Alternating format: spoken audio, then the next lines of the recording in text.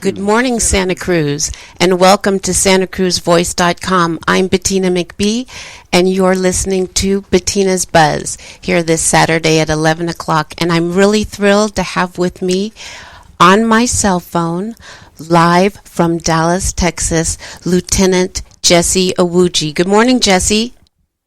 Hey, good morning. How's it going? I'm doing really great. How are you this morning? I'm doing good, Just enjoying, this Thanksgiving holiday time. It's great to have a holiday for you, especially, I'm sure.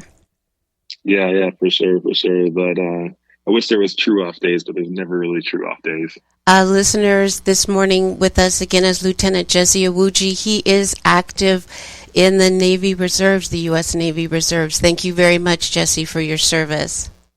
Yeah, no, for sure. Thank you. And I first met Jesse, let me again remind you listeners, if you've been following Bettina's Buzz, I am very interested in the Monterey Car Week and the things that happened during Car Week. And I had been volunteering for many years for the Concorso Italiano. And I believe it was, Jesse, in 2017 I first met you. I was doing some research and remind me, I believe you were stationed at the Naval Postgraduate School. Yeah. So I was at Naval Postgraduate School. That was the second year, if I'm not mistaken, that I was there. Actually, I was really down to my last probably 6 or 7, 8 months or so that I was in Monterey. But I had been there in Monterey since 2015, which is the crazy thing is with all the car culture around Monterey, Car Week, Laguna Seca being right there, and just the rich history behind cars and stuff in that area. I started my professional racing journey when I was living in Monterey. I didn't know that. I know a lot about you, but I didn't know that was a part of your history. Yeah, that's where it started, was there. Now, I had been doing car stuff prior to that, right? When I've been living in California since the end of 2010, when I first got stationed in California for my first duty station for the United States Navy. And, prior to me coming to California, I was going to school at the Naval Academy, played college football at the Naval Academy for 4 years. And when I got stationed here in California, I was in San Diego for my first 4 years. So while down there, anytime I had any free weekends, I was doing car stuff. I was going to car meets. I was going to tracks like drag strips and road courses. And where in San Diego? Like, where were you going for these events? Well, these events weren't in San Diego, right? Okay. I had to travel outside of San Diego. Okay. So when I was going to these car meets, most of them were in the Los Angeles area or the Inland Empire area, places like that. So I would, on the weekends, it'd be Friday, get out of work, go work out, go home, go out downtown San Diego, party all night, and then go to sleep around 2 a.m., wake up about 4 a.m., and then drive all the way up to like Los Angeles area or Inland Empire and go to some type of car event. How did you get bitten by the car bug? I've always had the car bug since I was a little kid. I think it's something that's just innately in you, right? I think anybody who has a passion for cars, anybody who has a passion for maybe art, passion for fishing or snowboarding or whatever, everybody, it's in you. It's somewhere in you. You just need something to trigger it so that you can start doing it, right? So for me, it had always been in me. It was in nobody else in my family except me. And what triggered You're proud of that. Yes. What triggered my love for it was really when I started watching my first show on TV that revolved around cars, and that was Knight Rider with David Hasselhoff. Yeah. So that was it. That was what triggered it. And then from there was watching some racing on TV, watching anything car related on TV, seeing cool cars out there. But once again, I never knew that I wanted to get into professional racing. That was not a dream of mine early in life. I just liked cars and I just thought they were cool. And then I started getting into them, as I started playing car video games and I started watching car movies like Fast and Furious. And I do remember you're a Fast and Furious fan. Yeah, huge Fast and Furious fan. All of them. I've watched every single one of them. My favorite ones are the first 6 are my favorite ones. I didn't know there were more than 6. Oh yeah, there's 9 of them.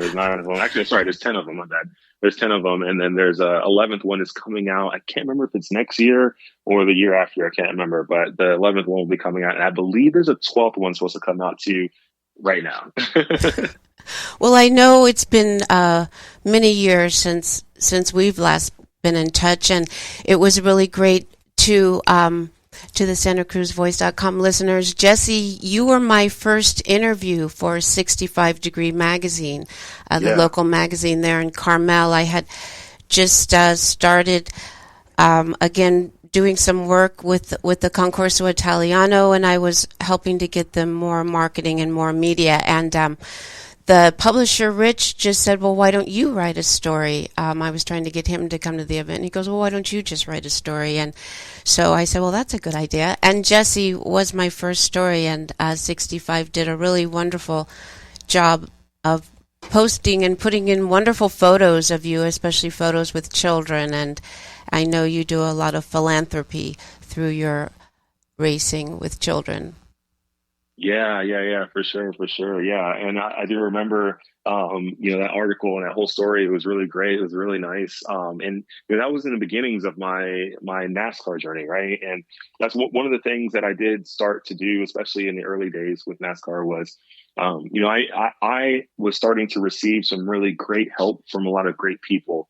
And in my mind, I was like, okay, if these people are stepping out on a limb to do this for me when they don't even have to, I need to make sure I'm doing stuff for other people when I don't even have to, right? You got to be able to, that's just how the world works, right? If you don't, then you're just selfish and you're a piece of crap.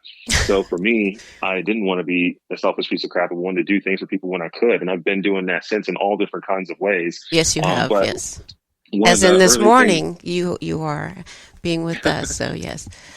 So in the early days, I had ran into a very interesting situation where I was told about a kid who had a very, very rare form of cancer and was not doing well. And the doctor said basically, hey, he doesn't have that much longer to live. But he had made this bucket list of things he wanted to do. And part of that bucket list was one of those items on the bucket list was to get a ride in a race car. So for me, I was like, okay, hey, like my friend told me about him in his story. He told me that, hey, he made this list. And one of the things is he wants to get a ride in a race car, but the family doesn't know where to go to do that. And my friend said, hey, you're racing, right? Do you have a way to make this happen? I'm like, dude, I'll figure it out. My team that I have, we have a 2-seater race car that's like a kind of a ride-along car. So It's like, hey, this is perfect. We can just do that.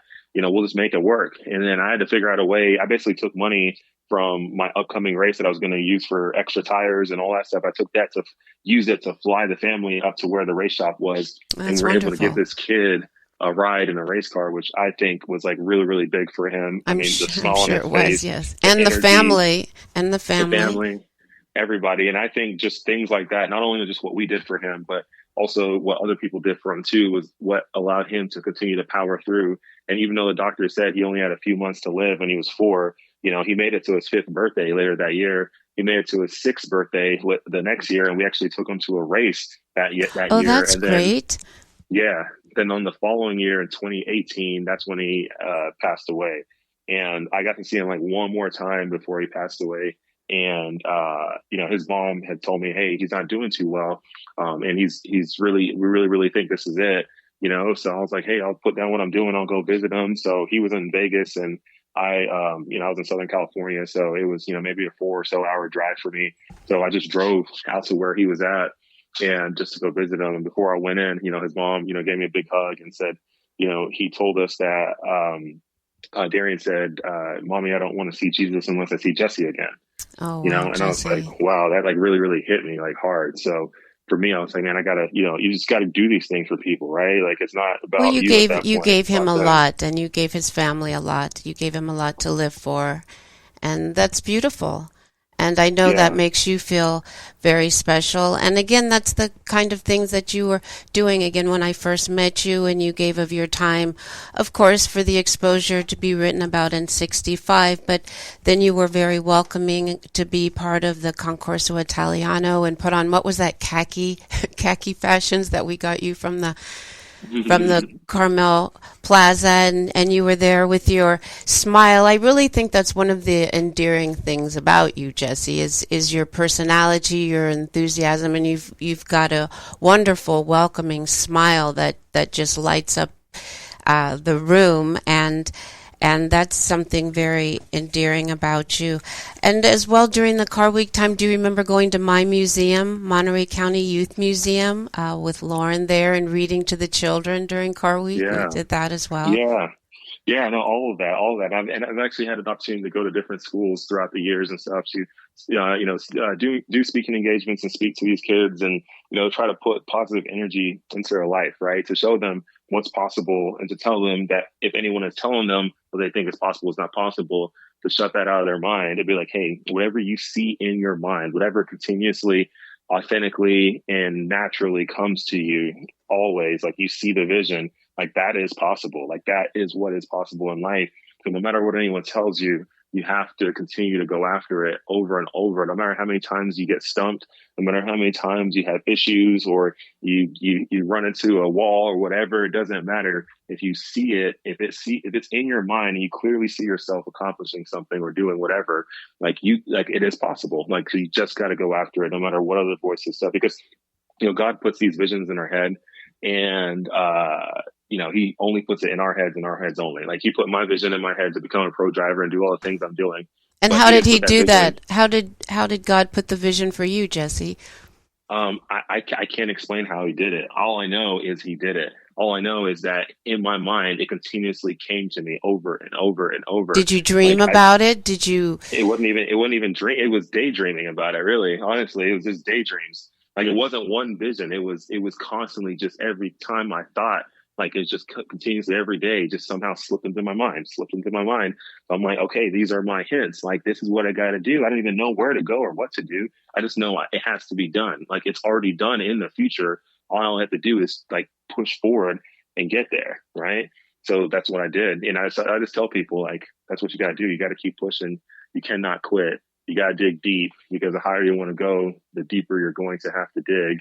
And no matter what kind of pitfalls come along the way, that's not a sign that you should stop. That's just like God trying to help you become strong before you get to the success, because success is not light, it's heavy. And you have to have strength before you get there. If you don't have strength, you're going to be weak. You're going to drop it. You're going to absolutely fumble the situation, and then it's going to be terrible. What are some of the things you do to stay positive or to keep yourself moving forward? You know what? I try to watch people and learn from people who are doing great things, who have made it or are trying to make it. I watch that. I take the positives from them. I keep negative vibes away from me. Right? If I feel negativity, if I feel people who just don't have the mindset to succeed in life, I don't stay near them, not for long. Right? I might try to help them, but I only help those who want to participate in their own rescue. Right? So if there's negativity around me, people saying this and that, people are just negative Nancy's, I don't keep those people around for very long at all. Like they're out quickly. Somebody ever says I can't do something, you're done. So do you attribute that to your upbringing? Do you attribute some of that to your military life? I attribute it, yes, a little bit from the upbringing, right? That's where the faith comes in, right? The faith comes from that. The military life helped me learn how to be resourceful and strong and not give in, right? Like just like success is the only way, right? I also learned that came from my upbringing too, as well. Like my parents, that's just how they are. Like, when they came from Nigeria to the U.S., there was no fail, right? You cannot fail. Like it's not even a word. Like I don't think my parents have even mentioned failing. Like that's just not it. You come and you make it, and that's it. There is no other path. So that's what's been ingrained in me since the beginning. So that's why you don't ever see me quit no matter what happens, right? Not saying that bad things won't happen. It's not going to be a perfect road. Terrible things are going to happen. And really sucky things are going to happen. But along the way, you just keep going and you keep pivoting and you keep finding a way. You keep staying with it. And that's where the faith comes in that keeps you strong. And then, the negativity is around, you push that away because that can become a cancer, and that can really, really slow your progress. And you get all those things away and you just keep pushing, and eventually you'll just wake up and you're there. And people are like, oh, you're an overnight success. I'm like, yeah, I'm overnight success over many, many nights. Yes. And we're gonna, this is, you've encouraged me, okay? You stay on the line. I'm gonna play, it's time for us to take a break here on Bettina's Buzz, SantaCruzVoice.com, and we're going to play one of our supporting ads. Hold on, please. Hold on, Jesse.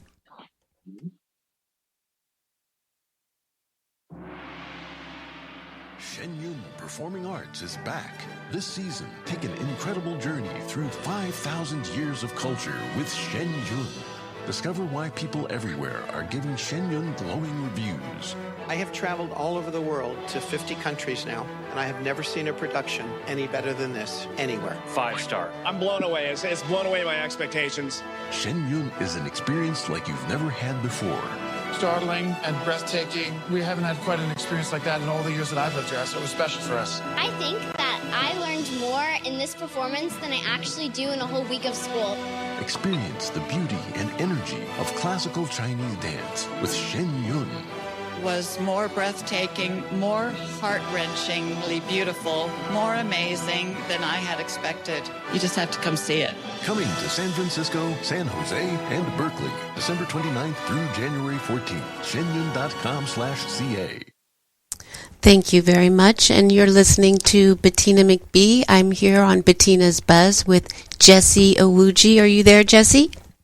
I'm here. Go good. See, you made me feel positive. I'm still working my little technology things, I'll be honest. So thank you, Serna, for reminding me you can do it, Mom. Just play the ad and then Jesse will be there. So, Jesse, take us through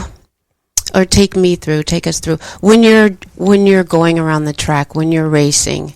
I mean, put us there, if you can, to the best of your ability, what it's like to be racing, competing. Yeah. There's a lot of different things you go through, right, on race day. And even not just race day, because it doesn't start there. We don't just chill out all week and then go hop in a race car and go. There's a whole week leading up to it, right? There's preparation. There's jumping on racing simulators to train your mind mentally so that you know, muscle memory too, like where to turn, where to go, what your line is, what's the characteristics of the track, where you can be fast at, where you got to be a little bit slower at, where you can make up time, where mistakes can happen. All those things you're mentally and muscle memory training yourself throughout the week on your racing simulator. You're getting yourself physically ready every single week through workouts, right? Putting yourself through heat stress, putting yourself through different lifting at the gym, right? So you get your strength right, whether it's your neck strength, your arm strength, leg strength. So how long are you in the car when you're doing your race, and the average length of time that you're in the car, or the number of laps, I should say, if that's the correct way, that you go around? It depends what track, and I'll let me get there real quick because it all kind of deals with this preparation side. So as you're getting everything ready, as far as like you're doing all your workout stuff and physical fitness, you're doing it because you're going to be going through a long race, right? So as you're getting up to that point for the race weekend, right, you're also hydrating as well. You're hydrating using water. You're using different electrolyte drinks that can give you all the right electrolytes, because water alone is not enough. If you just hydrate water alone, you'll have water in you, but you won't have all the other minerals that you need so that your muscles aren't cramping, and so you don't feel like crap at the end of the race or during the race. So you're doing all that stuff leading up to the race, and then once you get to the race weekend, then you got to really focus on the mental side of it, as truly being calm, cool, and collected, and having a very high sensitive focus that allows you to be able to hone in and focus on exactly what you have to do in the race car, strategy wise, driving wise, racecraft wise, against the track, against your car, against the other competitors, because you're driving against all that throughout the race, and you're doing that. So that's what's getting you ready for the race. And once you get to the race, every track is different. You run road course tracks, we run oval tracks, we run super speedways, intermediate, short tracks on the oval side. We do all that stuff. All the different race links are different. So when you're doing, like, let's say a road course track, we run, typically at road courses, we're running anywhere from 45 all the way up to maybe 70 laps or so at a road course, right? And those tracks are typically anywhere from, 2.5 miles all the way up to 4 miles long. And that will determine also how many laps that you're running at those particular tracks. So the races go for about usually 2.5, 3 hours or so. When you go to the oval tracks, if you're going to a short track, we're running maybe 250 laps or so.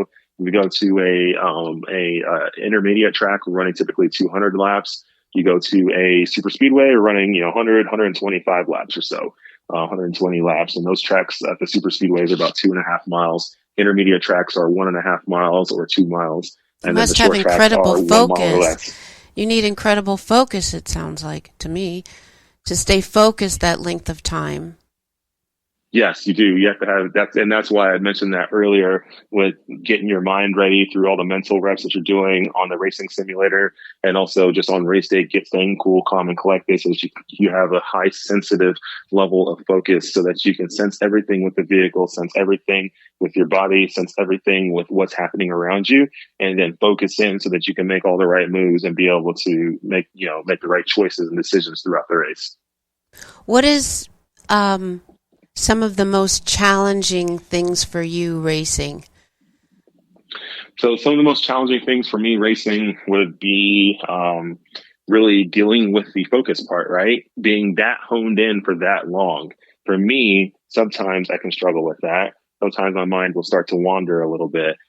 Just naturally, it's just how my brain is geared. I can be scatterbrained and it can be all over the place. And I can start thinking about different things while I'm doing different things because it's trying to do more than one thing at once. And sometimes sometimes that's where my struggle is. But when on the days where I have just the utmost focus, where I'm just so dialed in at the only thing I'm seeing and thinking of and nothing else, it's just running my line and getting it better and pushing the car and getting it faster and getting faster and just working on it. And trusting the car, trusting the process, trusting my driving ability. When I put all that together, that's when I have my best races. You become one with the car. You must need to become one with the car. My fastest laps are when I become one with the car. My slowest laps are when I separate myself from the car. And what does that feel like? I mean, because then you must know what it feels like to, okay, I'm really tuned in, I'm one with the car, we're in this together. I mean, as opposed to maybe you're a little off. So what is that feeling? Well, dialed in feeling is you are the car. Everything that happens, you feel it. You physically feel it. If I have a vibration coming from my left front tire, I feel that vibration through my body.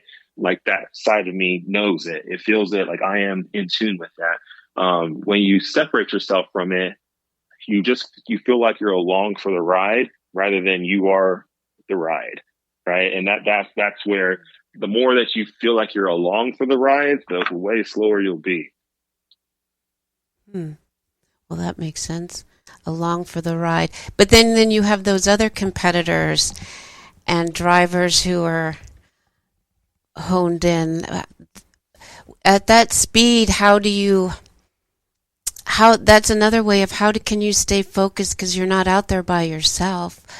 You have other drivers, and how do you work to stay focused on, even if I could say your game or your race, and not let someone else interfere with your race and not get hurt? So once you're dialed in with your car, you also, it's kind of this weird out of body experience where you're dialed in with your car, but then you somewhat remove yourself as far as like you have like this second level of eyes that go behind the car that sees the whole bigger picture of everything going on. And then that's when you're like truly, truly honed in. So now you're like, you are the car, but you are like, imagine playing a video game and you do that one view that they all do where you're right behind the car playing it, right? Like that's where you're at, where that's what you see, but you still feel the car and you're driving the car. So like, that's the best, like that is the most tuned in, dialed in level of focus to be in, because then you see the bigger picture. You're able to go against other people. You're able to maneuver around other people. You're able to, make choices and decisions on the best way to race other people and race the track as well. But also still you're feeling everything about the car that's going on and the feedback it's giving you. So that is the best focus right there.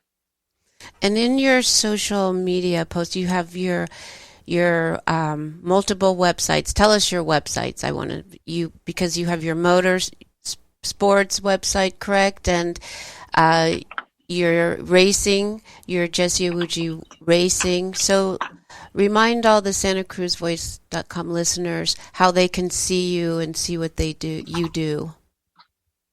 Yeah, for sure. So I have a bunch of different websites because I have a bunch of different businesses.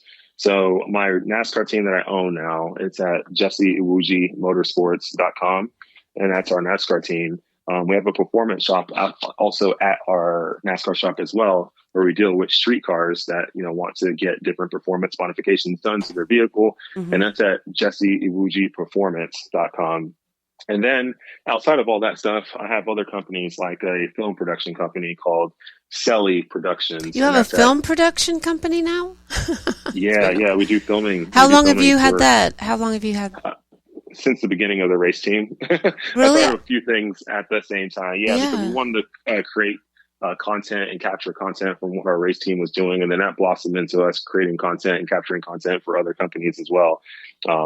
Like Coca-Cola, Chevrolet, Golden Corral, you name it. We've worked with a lot of different folks, and it's been really cool. But that's at SELEproductions.com. Okay. And then we film a lot of different things. We can do a lot of stuff. It's not just motorsports only. Like I said, we do stuff with Golden Corral. They're a big restaurant chain. So we do a lot of different things. We got a team of folks. We can do things anywhere in the country, whether it's West Coast, East Coast, North, South. We can go around the world. It doesn't matter. We can put together the right people and make things happen. I have an esports league called E-Racing Association, and that's at eracingassociation.com. I'm sorry. It's not at eracingassociation.com. I'm sorry. It is at eragaming.gg. But we weren't going to do eracingassociation.com, but then for whatever reason, we thought it was going to be too long. So we did eragaming.gg. So that's there. We put on big racing events on Sims. People pay to get in, and they can give out big prize money, $5,000 prize pool. It's nice. You have really grown in the years that it doesn't surprise me, but, we haven't really spoken in years. I'm learning, just like the listeners, a lot of the great things that you've been doing. So you have truly grown since the years that I knew you, 2019. That's wonderful. Yeah. And also to do some government contracting as well. So that's at trlgcontracting.com. And that we do government contracts with different agencies in the government. I have a trucking business, so we do trucking with Amazon. I don't have a website for that at all because you don't need one to have a trucking business. We just get contracts. We just go do them. It's pretty simple. It's a semi truck. We also, what else do I do? I have a drag racing events business where I put on events. You're always posting things us viewers can watch you in a car and racing through cars and testing different vehicles. And there's always something very interesting going on in your life that you share. Yeah, I try my best to stay busy. The drag racing events is at theredlistgroup.com. We've been putting on these events for about 8 years now. And then, all this stuff, you can go on social media and find me very easily on social media. Just JESSEIWUJI. You type that in on social media, you'll see my pages. I don't have any fake names for my profiles. It's all real names. So it's all you. There's fakes out there, though. You'll know it's me because there'll be a lot of followers on page. If a page doesn't have a lot of followers, then it's probably not me. No AI, Jesse Iwuji. So tell us a little bit about your family, Jesse. I know, at least as I remember, you saying you have a very tight family, a close family. You're first-generation Americans, if I remember correctly. Your parents are Nigerian, and tell us a little bit about your family, please. Yeah, first generation here in the U.S. Both of my parents immigrated from Nigeria to the U.S. back in the 80s before they had me and my two brothers and my sister. We all grew up in Dallas, Texas, our whole life before we all branched out to go off to college. Every one of us went off and played college sports. All three boys went and played college football on full ride scholarships. My sister went to Arkansas State university and ran track on a full ride scholarship there. So all of us That's were wonderful. blessed enough That's to really be wonderful. able to go play college sports. Mm-hmm. And my parents didn't have to pay a dime for school. So that was really nice for them. So yeah, nobody owes any money to any schools or anything. Well, even beyond that, you're a strong family and family of people who work extremely hard, and that shows obviously in all the endeavors that you try to do, and obviously racing NASCAR, Jesse. That probably isn't a venue that was always very friendly to you, I would assume, and you've persevered through that and continued to do the things that you wanted to do. Yeah. No, definitely perseverance. A lot of perseverance throughout my life on everything, and even my parents and everything that they do. It's just jumping into this world, into this country, right? There's a lot of opportunity, but nothing's easy, right? Nothing's just handed to you, so you have to go get it. You have to go earn it, right? You got to go put in work. You got to be creative. You got to be resourceful. And you can't give up when you get punched in the face the first time, or the second time, or the third, or the fourth, or the fifth, or the sixth. You just got to keep going, right? Eventually, one time, you got to block the punch or dodge it, and then you strike back, right? Or at least get faster and avoid the punches. Want something, yes. Yeah. But you got to take action. You got to strike. You got to go after it. You got to go get it, and not let anybody stop you. So that's what we've done. And in racing,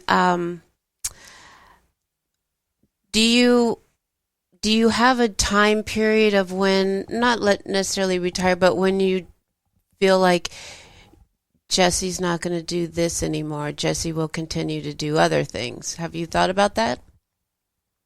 Yeah, so I love racing. I'm gonna race until I don't feel like racing anymore. I don't know when that's gonna be. It's probably not gonna be ever. I'm gonna race until I'm just gonna race. So now as far as like that being like a full-time thing for me, it's not gonna be a full-time thing for me forever. I'm gonna eventually get to a point where I just do it here and there for fun. But I love. You racing. can come to Laguna Seca and race during car weeks when they have. You can keep coming down to the track. Have you ever raced around, driven around Laguna Seca? Yeah, Laguna Seca. Yeah. I've ran there at least three or four times now. Really fun track. I've run some endurance races over there and some sports car stuff. So it's been really fun.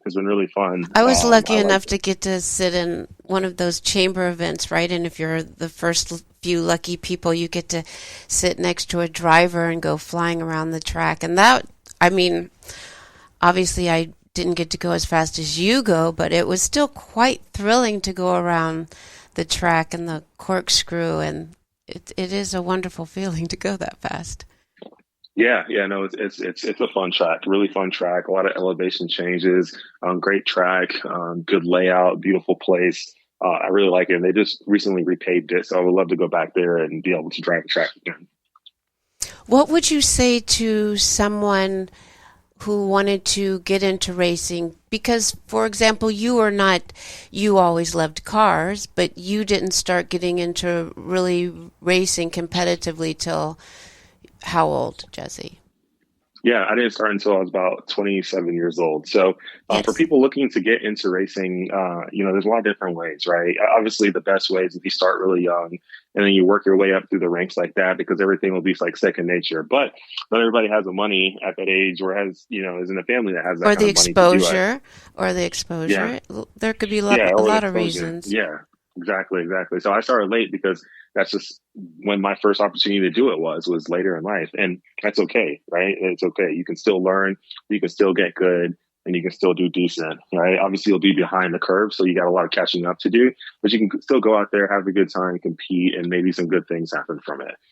Just like me, like I've been able to go out there, compete, and some good things have happened. I've also had really bad races. I've had wrecks. I've had all that stuff. I've had terrible races. But I've also had some good ones, and I've had some decent finishes too as well. I haven't necessarily won a race in NASCAR yet. I've run some endurance stuff and had some wins there. I've had some top fives, top tens, and some other stuff like late models and some dirt racing and all that. But in NASCAR, which is obviously highly, highly professional sport and very, very difficult, my best finish so far in the national level of NASCAR is a P11, so 11th. And then I've had some other top 20s in the national level, and then from there, worse finishes.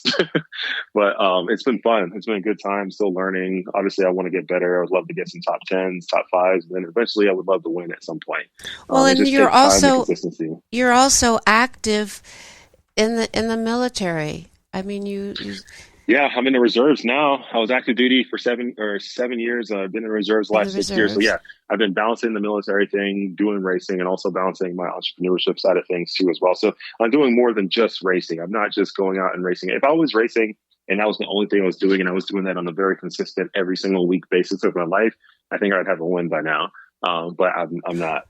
Well, that's what that's in a sense, Jesse, what I'm alluding to. It's you have many things going on, and you're at a fast pace at everything that you do, and you're highly competitive and sharing. So I believe that as well. If, as you're saying, if you had total focus in this, even regardless of age is just a number, but then things could possibly be better when it came to championships. But there's all levels of being a champion, and as you know. No, for sure. It's all how you look at it.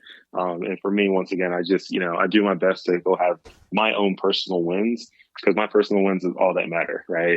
And like nobody's going to remember in, even 5 years from now who won the 2017 Pocono race and the NASCAR Xfinity Series race. Nobody's going to remember unless you go look it up in the books, right? So like, at the end of the day, you got to figure out what means the most to you. Like, where are your own personal wins? Maybe your personal win is actually winning a race. Maybe your personal win is just getting into NASCAR. Maybe your personal win is just scoring a top 5, top 10. Maybe your personal win is just working in the sport. Maybe your personal win is going to a race, because races are very exciting. I've been to both Laguna Seca. I've been to the Daytona 500. And I've been to Indianapolis, and the smell of gasoline is really something, and the crowd and the thrill of it all. It's a medium, it's a group of people in themselves, and it's a sport, and it's exciting. And that could be something just to plan on doing if, after listening to Jesse this morning, you decide, I want to go to a race. I want to see what even that's all about. Well, we're going to pause for just a second, okay, Jesse? I'm going to play another ad, and we'll be back in one moment.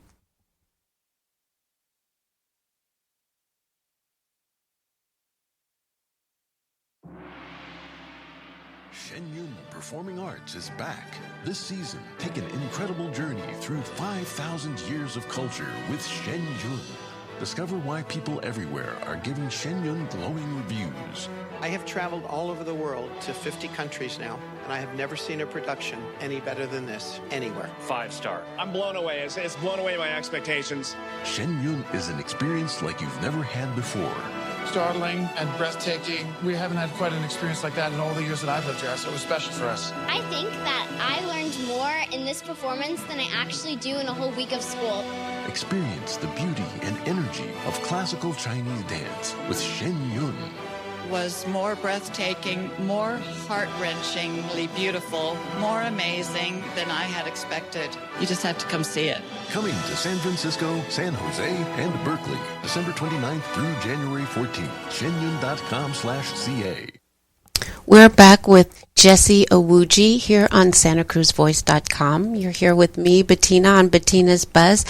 And Jesse was just talking to us more about championship and what it is to be a champion. And you've had a great career going on with spills and chills. And what are some of your greatest moments, do you feel, Jesse? Some races, regardless of the outcome, when you got out of that car and you were proud, what was going on for you? I would say, some of my greatest moments have been really, at least on track. One of them was when I got my first top 20 finish. I finished 17th at Texas in the NASCAR Truck Series. I was maybe like my 5th or so. I can't remember exactly how many races that was, but 1, 2, 3, 4. No, 4th. It was my 4th National Series race, I believe. So for me, it was huge to even finish almost top 15. I was super close. to get in the top 15. I was out there running in a great field of drivers. My first time running at Texas Motor Speedway. And I wasn't in the best race vehicle out there, right? It was probably, there was, I think, 30, I can't remember how many it was, 32 trucks racing. I probably had the 31st best truck, but to still stay in there, not get caught up in wrecks, be running out there, running. Yeah, that's strong. got to be a great success in itself, is not to wreck. Yeah. Yeah. And there was a lot of wrecks. A lot of wrecks were happening. I was just staying clear of them and just staying in my own zone, running out there and just having a good time. And I finished 17th. So that was huge. And then my next best one was finishing 11th at Daytona International Speedway, a crown jewel for racing in NASCAR. That's great. A place where it's very difficult just to even finish a race, and let alone finish untouched. I finished untouched that race, like not a single bit of crazy damage. No scratches, no bruises? Nothing. Stayed through with it. And that was a race where people were getting destroyed, and I was just dodging it, and we just stayed in it. We played it smart. We had a fast car, but we didn't go run with all the fast people because that's where all the trouble was happening. So we stayed clear of that. We're like, hey, we got a good car. Let's just stay clear of all that stuff. Let's be smart. We played the long game, played the strong game. And we ended up getting a really good finish at the end of the race with a very clean car, and finished 11th. So for me to do that at Daytona, that was huge. And I would love to eventually win at Daytona. Like that would be the ultimate thing for me in NASCAR, to go do that. So those are some of my proud moments right there. And then also too, my first NASCAR Xfinity Series race, finishing lead lap. I didn't have a great finish, but I finished lead lap and I was happy about that. And then at that same weekend, I had raced twice. I'd raced at Michigan in the NASCAR Truck Series, and then I raced in Road America in the NASCAR Xfinity Series. I finished lead lap both of those races all in one weekend, and it was my birthday weekend, so that was really cool. I was very tired that weekend, but it was cool to run 2 National Series races in one weekend and be able to get through both of them unscathed and finish lead lap and be able to, just hang my hat on that, being like, okay, cool, I did that. Once again, wasn't running for great teams either. Both the teams I was running for were teams that were running in the back of the pack, right? But we were able to go out there and stay with it and do what we could with what we had and finish. How do you compare, since you were a D1 football player, Jesse, and that football is a highly competitive sport and extreme athleticism. How, I know one's driving and one's football, but how do you compare in terms of the competitive nature of those sports? How do you compare them?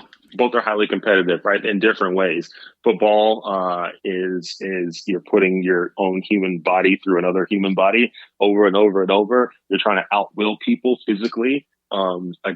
It's just so much going. You're trying to out strategize them as well, and all this stuff going on. In the race car, you're not putting your own physical will through somebody else, but you are having to physically wheel the car as good as you can, and then use strategy to your advantage as well with your team, so you can make all the right decisions, so you can try to go have a great finish and potentially win the race. So there is a lot of competitiveness in it. Any kind of sport, anytime you're competing against someone or some people, it's different. And football is really crazy because it's just your team versus another team, right? It's just 2 teams. So no matter what, someone's going to win and someone's going to lose, right? Now, in racing, right, you're not competing against just one other team. You're competing against, like, let's say in our series, Xfinity Series now, it's 37 other teams. So it's not one-on-one, it's 1 versus 37 other people. So it's a whole different thing. So you might find yourself in just battles against certain groups versus battles against, just one other car or whatever. Sometimes you're in just a one-on-one battle, depending on where you're at in the race. Maybe you and somebody else have the best cars in the race and nobody else is even close to you. So you're just competing against them. There's sometimes where your car and 10 other cars are about the same. So you're competing against these 10 other guys or girls, and you're just trying to get around that. So there's so many battles going on in racing, which makes it cool, right? Because it's not just one battle, one-on-one. It's multiple battles happening around the track, and you're trying to defeat your group and then get to the next group and defeat that one. In that way, it almost sounds like a team sport. Sometimes it is a team sport. Yes. Racing is definitely a team sport. Okay. You don't just drive a race car to the track and then go jump on track and go. you got a whole team of people behind you, even getting the car prepared, calling the shots in your pit to tell you where to go, what to do. Well, I was what almost, the strategy is. yes, your pit and your crew, your team, yes, Jesse, but I was almost thinking in the strategy, for example, it seems like distance, track, and field, and sometimes different runners will kind of try to block a runner out so another runner can come through. That's what I mean in terms of competitiveness on the track and being a team to block out another driver. So, right, okay. Yeah, that will happen. That will happen sometimes. Although we're all competing against each other, but yeah, you do. Sometimes you have, alliances with other cars or, folks who might be even running on your same organization, where you're like, you work together so that you can all have a good finish, right? But at the end of the day, once again, you're all scored a position. So you work together to a point, and then you just got to go finish as good as you can. Then you got to beat each other. Then you got to win. Yeah. It's still all about winning. Do you have any superstitions or things, or maybe not a superstition, but what you want to do before a race, or what you make sure you don't do before a race? Either way. Yeah, my biggest thing is this. Before a race, obviously on the physical side of it, make sure that I'm properly hydrated. And then 2, I would make sure I always pray before the race. I pray the night before, I pray the morning of, I pray once right before I get in the car. Anytime before I get into a race car, in a racing situation, motorsport situation, I typically pray. And those are my things right there. No real superstitions. You pray when you get out of the car, don't you too, Jesse? You pray. You know what? Not right when I get out of the Your car. Your mama does. Somebody does. I pray. Yeah, somebody does. Yeah. Pray when you get out of that car and smile. When you smile and get out of that car. I know. I do have a lot of thank you, God moments throughout the race, I would say. That means I wouldn't say I'm saying prayers, but quick, like, thanks. I see you working. Do you have any food, special food? That's what I mean. Something that you want to have, or you need to have. It's not that there's anything that I have to have every race day, but typically my choice would be Chick-fil-A, like some nuggets and fries. Like, that's my choice because it's very easy to eat. I like it. I enjoy it, and it's cool. It's not. I know what it does to me. Everything else is a gamble. Everything else. Do you still eat a lot of candy? Not as much as I used to. I'm trying to stay away from it. When I met, you were eating. What was it? The gummies or so? What did you? Gummies. Yeah, I love gummies. Yeah. After a race, because I lose so much fluid and I lose so much salt and so much minerals and nutrients from my body just being completely dehydrated from the race, like all that stuff. Like I eat 1 to 2 bags of candy right after a race. I'll do that for sure. But if I'm like, let's say it's a week I'm not racing or whatever, I definitely try to do my best to like not eat that much candy. And when I say not that much, like maybe 1 bag in a week or 2. That's pretty good. I wish I could say the same. Well, I really like gummies. So what's up next for Jesse after the holidays into 2024? Because Christmas is in a month. Yeah. So between now and February, just doing what I can to get ready for Daytona. So that is obviously getting the car prepared, doing all that. But before we can even do that, we just have to find some more sponsorship. For us to go run the 2024 season, the entire season, is going to cost us over $3 million. It's going to be like bare minimum, like probably $3.5 million, at bare minimum. But to really, really do it right and to do everything we're supposed to do, I mean, you're 4 or 5 million or so. You're in that range to be able to do that. So, we are just fighting to go find the right sponsorship to go racing.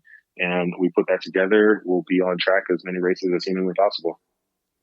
And what other things, you're going to give up the sweets already, or are you going to wait till after the holidays to really be strict on yourself about your diet? No, I'm strict now. I just strict there's no waiting. You just start now, right? The best time to go is right now. So tell me more about your partnerships in the time that we have remaining. Tell me more about your partners. Yeah, so on the team, Emmitt Smith is one of my partners, who is a Hall of Fame running back, Dallas Cowboys. He's one of our business partners on the team. We had 2 other partners too as well, Matt Casto and Mike Antonucci. Outside of that, as far as like sponsors and stuff, there's different folks we've worked with throughout the years, like Coca-Cola and Chevrolet, and they've been really, really great for us. Love our partnerships that we've had with them and what we get to do with them. We're looking for additional partners, right? We need more. We need more companies on board to help support this journey, this opportunity generating system that we've created with our NASCAR team, bringing in different people of all walks of life and introducing them to the sport. We need more support. And in order to do that, we just need companies to jump on board, people who are committed and seeing this journey through, being part of it, and leveraging the mass media that we do get with our team, leveraging it for their benefit. So there's ways to do it. And any companies, any brands out there listening, or anybody who's part of it who can help get us to a decision maker, please reach out. Like I said, my social media is open. I answer my DMs. Hit me up, LinkedIn, Facebook, Instagram, wherever. Do you have any plans to come to our area again, to come to Santa Cruz or come to the Monterey Peninsula, come to Car Week? Do you have any plans, Jesse? Yeah, I would love to next year to come to it. This year I was planning on possibly coming, but it didn't work out scheduling wise. But maybe next year I'll be able to plan earlier in advance and be able to make it out there. But the thing is, if I come out there, I want to come out there for a real reason. Like I want to do something. If I want to be racing on track or be part of some major event, whatever it has to be like a real reason. Yeah, that's why I go anywhere. Well, you had a real reason to join me this Saturday morning on SantaCruzVoice.com, Jesse, and I really appreciate it. I've always appreciated the time that you've given me to share not only your story, but your mantra, your mindset, your positivity. It's something that I've always admired about you, and I truly appreciate you, as you say about yourself, being willing and able to step up and give your best. And I truly have always enjoyed being a voice to tell people more and more about you. And I hope all our listeners who have been listening to Bettina's Buzz this morning will most definitely take the time to look up Jesse Iwuji and all his information. He's very easy to find. And if you haven't gone to racing, as we both suggest, go. Laguna Seca is just down the street, and there's a lot of great events that happen at the WeatherTech Laguna Seca track, and many ways to volunteer and to become involved. And when does the next Fast and Furious movie come out, Jesse? Do you know? You know what? The next Fast and Furious, I thought it was supposed to come out next year, but I'm not fully sure. I think it might be coming out in 2025 because usually they give it like at least. I think I'm pretty sure they already filmed it. Maybe they might do some couple little reshoots. Hey, you should be in the films. I mean, there's. Yeah. I mean, you should. That's a goal. I don't know why you haven't marketed yourself to Fast. I'd put you in the film. I mean, I think I could be part of it. I think I could be part of it. I think I could do really well. Yes. You definitely have the smile for it and the personality for it, Jesse. That would be great. I think we should get on that right away. Yeah. Well, for everybody out listening, I just want to remind you to enjoy your day. Have a good day. We've got a month to go before Christmas, so do prepare for that, whatever your preparation means. Spending time with family, just cooking, or just relaxing. That's one of my ways of preparing for the holidays. What do you do, Jesse? Just get ready to eat. In between. Yeah, eat, work out. I've worked out every day pretty much this entire break, which has been great. I've worked on business stuff every day, which has been great, and also just spent some time with the family too as well. Well, that's wonderful. Well, again, Jesse, thank you for being with us. Thank you, everybody, for listening to Bettina's Buzz this morning. And coming up next, we have Michael Jacoby. He'll be raising the standards for you. And as you listen to SantaCruzVoice.com, go ahead, scroll through our website and see some of the other talents, the program managers, shows, and subjects that we have. It's quite an array of very interesting people. So enjoy the weekend. Have a good day. And I'll see you next Saturday here on Bettina's Buzz. Thank you very much for listening, and pray for peace. Please, pray for peace.